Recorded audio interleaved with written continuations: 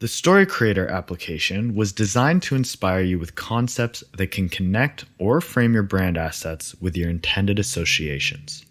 Add your brand asset on the right side of the screen. For this application, you may want to select your brand logo as it represents your brand image in the network.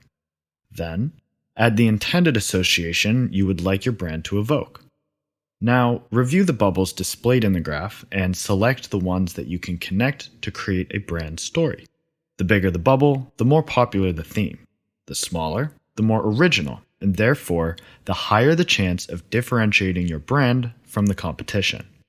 You may want to look for the bubbles in the lower left quadrant, as these associations might show untapped potential. They are still weakly associated with both your brand asset and your intended association, but therefore may provide more original inspiration.